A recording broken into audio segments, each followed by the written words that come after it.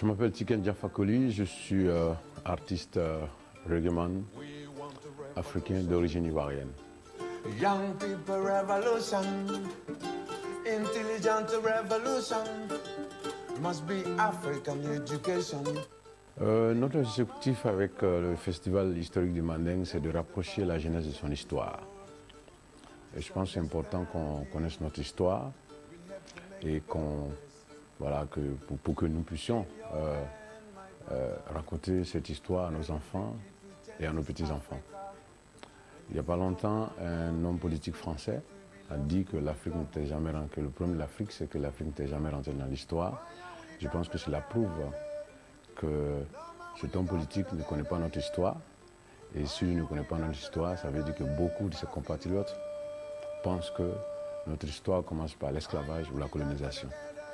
Alors que nous avons une histoire fabuleuse, une histoire qui a marqué le monde.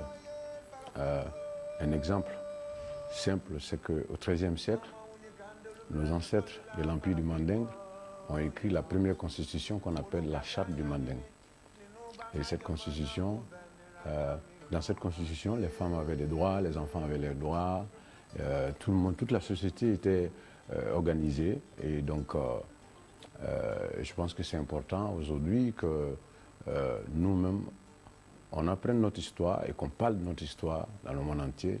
On demande même que nos grands frères qui ont des moyens et qui s'intéressent au cinéma fassent des films.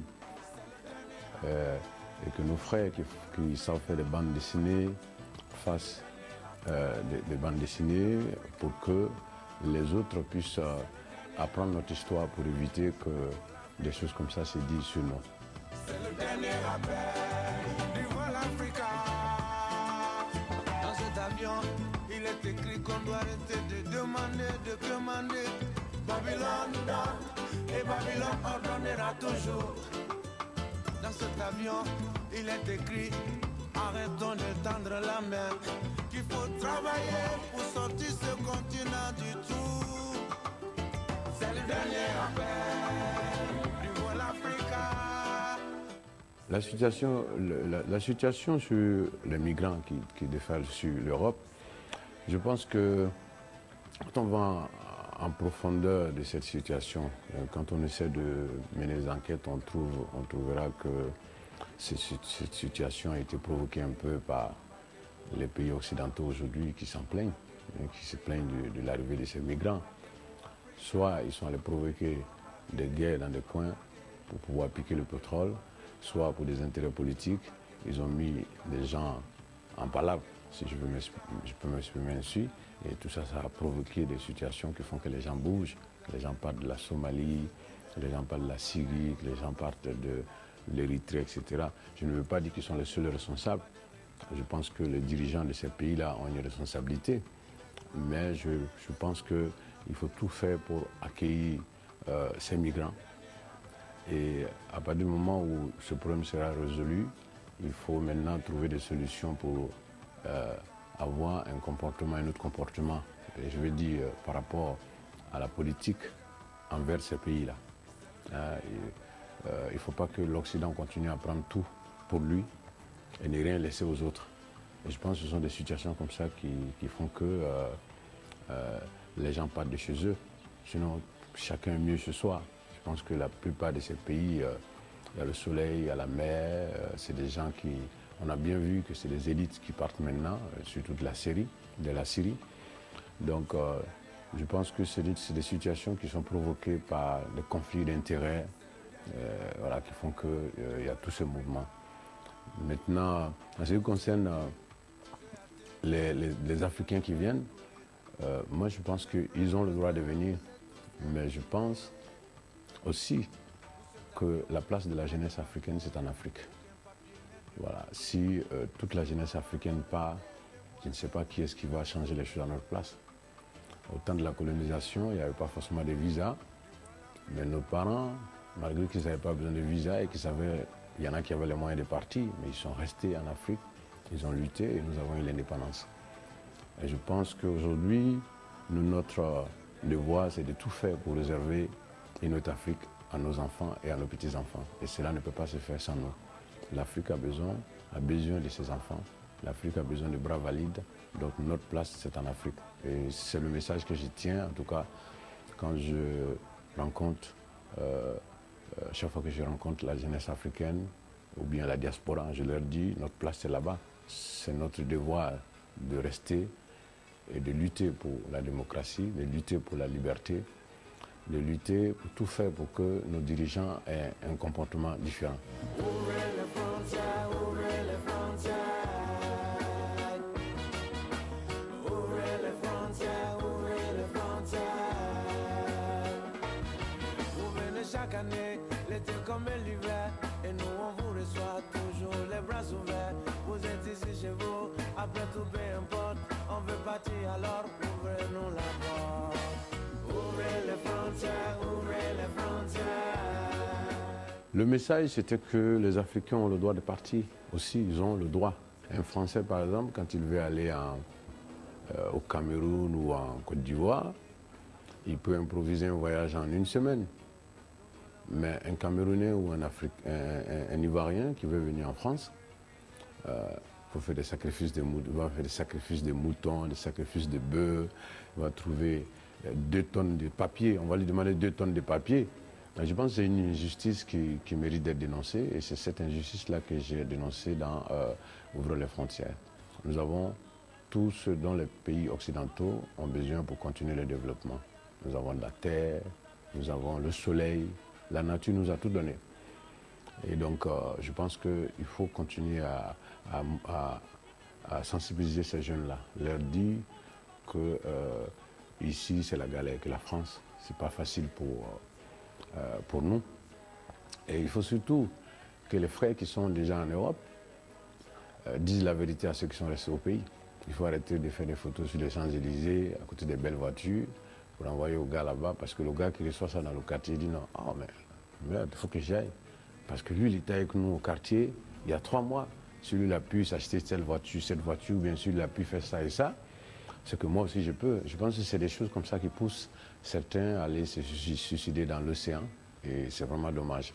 L'Afrique a besoin de ses enfants. L'Afrique, c'est le continent de l'avenir. Moi, je suis convaincu que si on continue le combat comme la génération consciente d'aujourd'hui est en train de le faire, si on continue à nous faire respecter par nos hommes politiques, par nos dirigeants, je pense que dans 50 ans, c'est nous qui allons refuser le visa aux Occidentaux. Un jour, ils vont décider de bouger, comme tout homme. Hein. Je pense que tous les humains, depuis la nuit, enfin depuis très longtemps, l'homme est toujours allé vers des lieux où il espère trouver de meilleures conditions de vie. Et je pense que la plupart des Occidentaux qui vont en Afrique, ils ont du mal à revenir. Et je pense que ça, c'est un signe que notre continent est un continent qui a beaucoup de choses positives. Ce qu'il nous faut aujourd'hui, c'est stabiliser ce continent. Et nous devons tout mettre en œuvre pour stabiliser ce continent, pour avoir la démocratie un peu partout, c'est-à-dire donner la parole au peuple, donner le pouvoir au peuple. Et je pense que cela est possible. On a vu aujourd'hui le courage historique du peuple burkinabé qui a dit non, et c'est le non qui a été respecté. Je pense que cela peut se passer aujourd'hui dans tous les pays d'Afrique. Nous aussi on veut connaître la chance d'étudier, la chance de voir nos rêves se réaliser, avoir un bon métier, pouvoir voyager, connaître ce que vous appelez liberté. On veut que nos familles ne manquent plus de rien, on veut avoir cette vie où l'on mange à sa faim, on veut quitter cette misère quotidienne pour de bon, on veut partir d'ici car nous sommes tous en train de péter les plans. Ouvrez les frontières, ouvrez les frontières. Je pense qu'effectivement, la chanson est plus d'actualité aujourd'hui parce que cette immigration elle est plus médiatisée aujourd'hui. Quand il s'agissait que des Africains noirs, c'était moins médiatisé. Maintenant qu'il s'agit de d'autres peuples, voilà, je pense qu'on parle plus de ça aujourd'hui et il y a même les frontières qui s'ouvrent. Et donc, je pense que ce morceau est plus d'actualité aujourd'hui qu'hier. Bon, nous, en tant que reggaeman, la plupart de nos chansons, quand on les sort, c'est dans le temps que le message devienne une réalité. Et donc, c'était comme ça les chansons de Bob Marley. Voilà. Donc, quand on écoute Get Up, Stand Up aujourd'hui de Bob Marley, on sait que c'est un morceau qui est d'actualité, alors que c'est un morceau qui a été chanté il y a plus de 30 ans. Et je pense que si nos dirigeants avaient assuré, personne n'aurait envie de venir ici. Parce que, franchement, il fait beau, il fait bon vivre en Afrique. S'ils avaient arrêté de se battre pour des postes politiques et essayer de tout faire pour créer des emplois, je pense que ces jeunes-là n'allaient pas partir.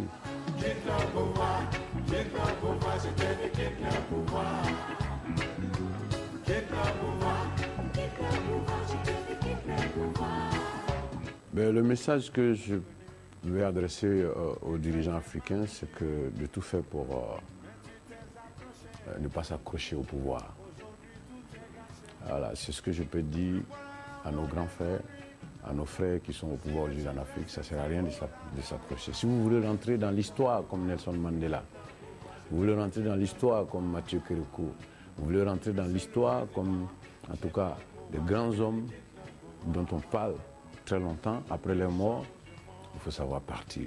Il faut avoir la sagesse de dire, je ne suis pas le seul de mon parti à pouvoir gouverner. Je ne suis pas le plus intelligent de mon pays ou des membres de mon parti.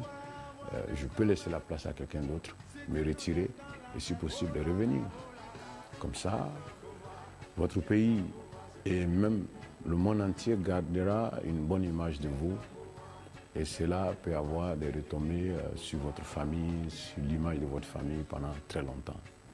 Donc c'est le message que je souhaite adresser en tout cas aux dirigeants africains.